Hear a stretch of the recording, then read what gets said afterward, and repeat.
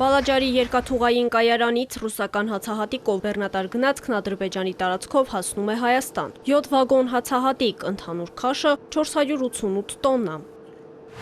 Հայաստանը եւ Ադրբեջանը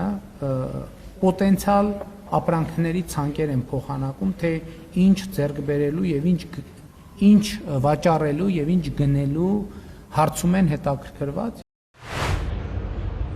Մինչև այլ ապրանքները ճանապարհ կընկնեն, մասնագետները վերլուծում են տարանցման օգուտն ու վնասը, ոչ միայն տնտեսական, այլև բարոյական տեսանկյունից։ Թշնամու ձեռից հաց վերցնելը ինքնին դու դառնում ես գերի, ոնց ուզում են թողեձև ընդունել։ Այսինքն որ պահին ուզենա Ադրբեջանը, ինչպես Արցախի ճանապարհը փակեց հացի, գազի, էլեկտրաէներգիայի, ինտերնետի,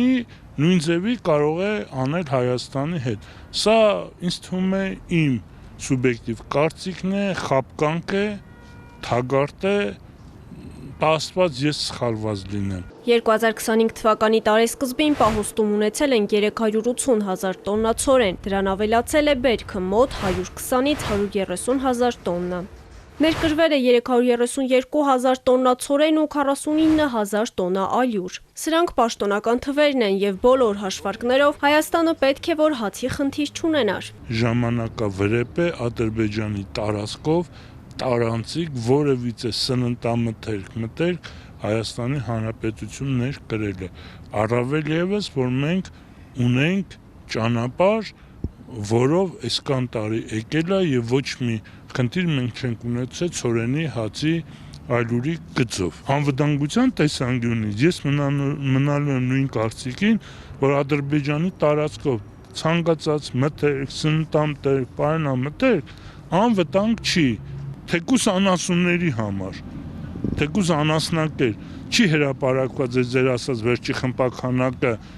ալյուրի է, ցորենը, թե ինչի է, թե սպիրտ են թորելու, թե անասնակեր է, չկա հրապարակած ինչ որակի է, ինչ են բերում։ Մասնագետը հիշեցնում է նաև իր նախկին վերլուծությունները, որի վերջո ունենալու ենք ցորենի խնդիր։ Վերջին տարիներին կրճատվել են ցորենի ցանքերը, բերքատվությունն է նվազել եւ ասում է, իշխանությունը ոլորտը բերել է մի կետի, որ խնդիրը լուծեն Ադրբեջանի տարածքով ցորեն բերելով։ Հացի շուկան նույնպես վերահսկելի չէ։ Իրեն ձեռքում է կուզեն կգրեն մեկ հացի կիլոգրամը 500 դրամ, հետո խաչ կանեն վրան, հետո ցույց կտան 400 դրամ, կամ մեկ հացի արժեքը 250 դրամ, խաչ կանեն, հետո 230, իրականում հացը շատ թանկ է Հայաստանի Հանրապետությունում։ Եթե իրենց հրապարակած թվերն էլ, որ տարբեր տեղերից լսում ենք ալյուրի գինը եւ ալյուրն է հիմնականում հացի ինքնարժեքի մեջ, չի համապատասխանում։ Հիմա պետք է հացը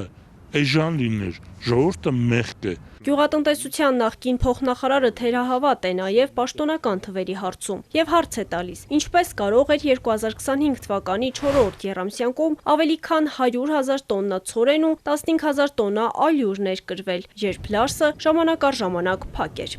Մարինե Դվոյան, Էպիկենտրոնի համար։